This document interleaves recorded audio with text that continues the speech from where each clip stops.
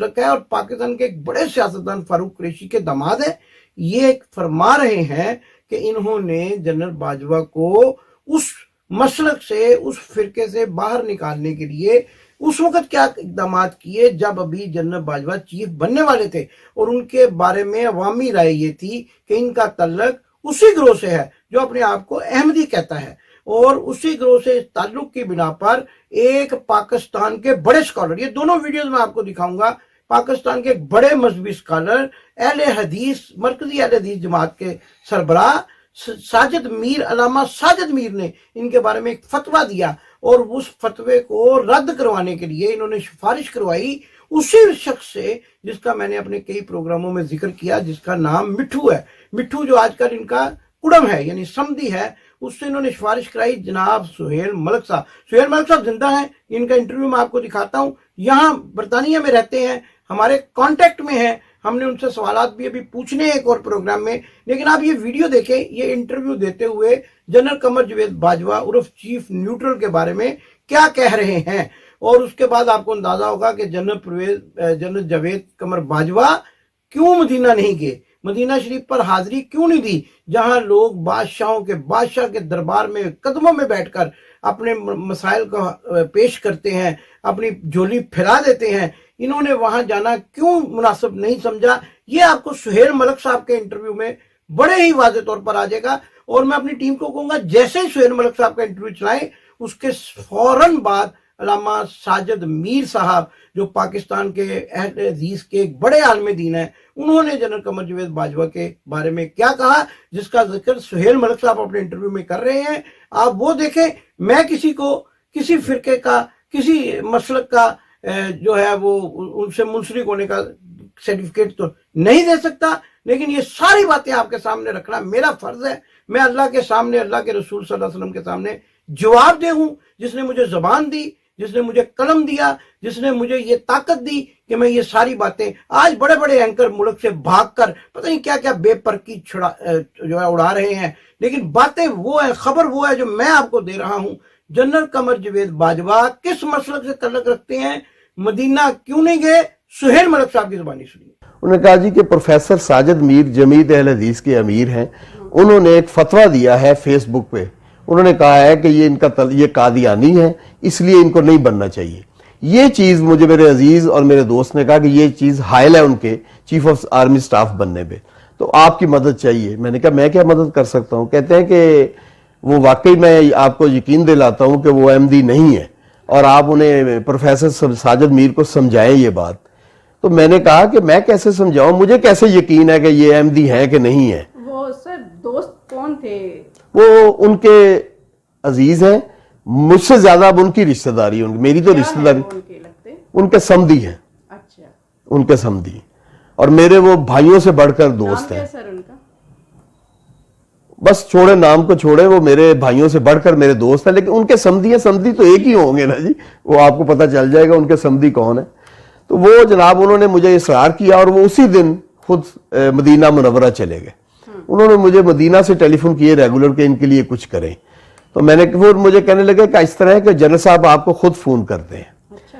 फिर उन्होंने जनाब मुझे कॉल किया और उन्होंने मुझे अपना तारफ करवाया कि मेरा नाम कमर जावेद बाजवा, और मेरी जिंदगी में पहली दफा उनसे मुलाकात होने लगी। तो मलिक साहब मैं आपको यकीन दिलाता हूं कि मेरा कोई तल्लक नहीं है अहमदियत से, मैं मुसलमान हूं, और बल्कि मैंने सऊदीया के फौज में सर्व किया। इसके अलावा मैं इतनी बड़ी कसम उठा ली अपनी औलाद की कि आप यकीन करें।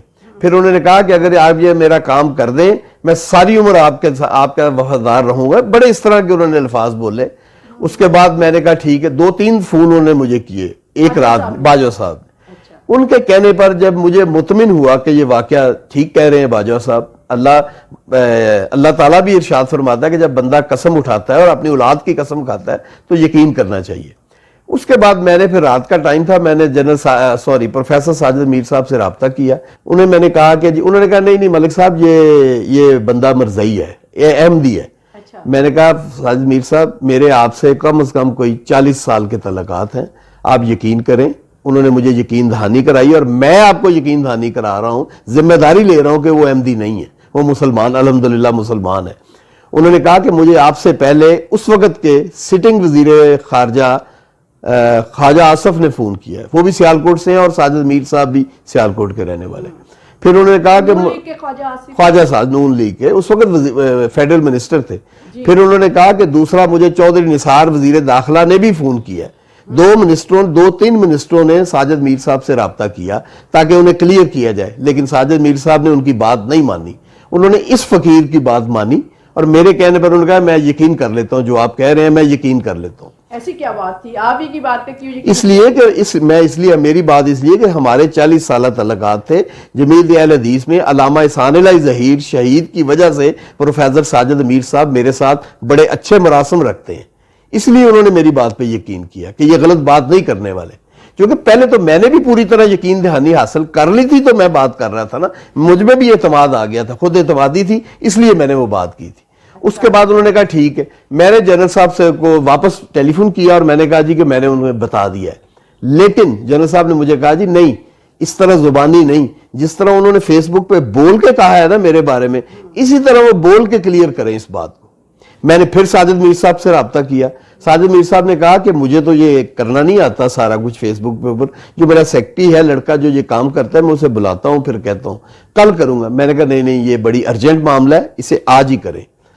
ان کی بہت مہربانی پروفیسر ساجد میر صاحب کی، انہوں نے بلایا اور ان سے انہوں نے کلیئرنس کی، اسی طرح ہی ریکارڈ کرایا میسج اور کہا کہ مجھے یقین دہانی کرائی گئی ہے کہ وہ احمدی نہیں ہے، مرزئی نہیں ہے۔ جی تو ناظرین، آپ نے یہ انٹرویو ملاحظہ کیا، اب اگلی ویڈیو آپ کو علامہ ساجد میر صاحب کی، جنہوں نے جنرل قمر جاوید باجوہ کے چیف آف آرمی سٹاف بننے سے پہلے ان کے بارے میں غیر مسلم فرقہ جس کو پاکستان کا آئین غیر مسلم قرار دیتا ہے اس کے ساتھ ان کے تعلق کے بارے میں فتویٰ دیا تھا۔ یہ میں نہیں کہہ رہا، علامہ ساجد میر سہیل ملک کہہ رہے، یہ بھی سنیے۔ پاکستان کی فوج دنیا بھر میں سب سے بڑی اسلامی فوج ہے اور اس اسلامی فوج کا سربراہ کوئی غیر مسلم نہیں ہو سکتا۔ جو نام اس وقت آرمی چیف کے لیے زیر غور ہیں، اطلاعات کے مطابق ان میں سے ایک کے خاندان کا تعلق ایسے لوگوں سے ہے جن کا ختم نبوت کے بارے میں عقیدہ غیر اسلامی ہے۔ اس لیے میرا مطالبہ ہے حکمرانوں سے کہ وہ اس حوالے سے زیر غور ناموں پر توجہ کریں اور کوئی ایسا نام سلیکٹ کرنے سے گریز کریں جس کا تعلق ایسے خاندان سے ہو جن کا عقیدہ غیر اسلامی ہے، خاص طور پہ ختم نبوت کے حوالے سے۔ یہ بہت ضروری ہے ملک کے مستقبل کے لیے، دینی حلقوں کو اپنے ساتھ رکھنے کے لیے، اور اللہ کی طرف سے اور اس کے رسول صلی اللہ علیہ وسلم کی طرف سے ایک ذمہ داری بھی ہے حکمرانوں کی کہ وہ ایسے کسی اقدام سے گریز کریں جو آئندہ پاکستان کے لیے اور دینی اقدار کے لیے تباہ کن ثابت ہو سکتا ہے۔ شکریہ۔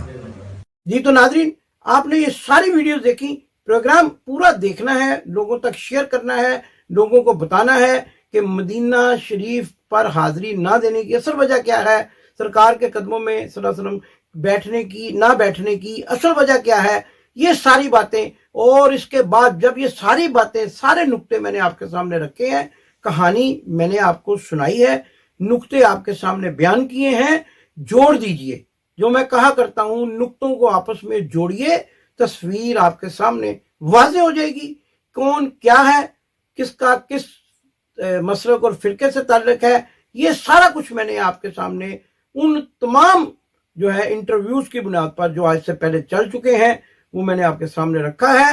اب آپ کا یہ بھی فرض بنتا ہے کہ آپ محبت رسول صلی اللہ علیہ وسلم، عشق رسول صلی اللہ علیہ وسلم کو سامنے رکھتے ہوئے اس میری ویڈیو کو جنگل کی آگ کی طرح پھیلا دیں، لوگوں کو پتہ چلے کہ ایک شخص حج کے نام پر حج کرنے جاتا ہے اور وہاں اپنی طاقت کے بلبوتے پر مناسک حج ہی نہیں ادا کرتا اور پھر آ کر حاجی کروانے کا حقدار بھی ہے، اور پھر سب سے بڑی بات یہ ہے کہ حاضری مدینہ سے گریزاں ہے۔ کیوں گریزاں ہے؟ سوال میں نے کر دیے، جوابات آپ خود تلاش کر لیجئے۔ انشاءاللہ اسی طرح میں آپ کو بڑی سے بڑی خبریں دیتا رہوں گا۔ میرے پاس بیلجیم کے اور برمنگم کے جو جائیدادیں خریدی جا رہی ہیں ان کی بھی بڑی بڑی سٹوریز آ چکی ہیں، ان کے اکاؤنٹ کہاں کھولے گئے، कौन स्विट्जरलैंड के किस बैंक में खोले गए, किसके नाम से खोले गए, ये तमाम तफसीलात मेरे पास। लेकिन जरूरी ये है कि आप मेरे चैनल को सब्सक्राइब करें, क्योंकि अगर मेरे सब्सक्राइब बढ़ेंगे, लोग मेरी बातों को सुनेंगे, उन तक हकाइक पहुंचेंगे, तो यकीनन फिर मुल्क और कौम की खिदमत हो सकेगी। और जैसा कि बाजवा साहब कह रहे हैं कि पाकिस्तान के लिए दुआ करें, हम तो दुआ भी करते हैं और दवा भी करना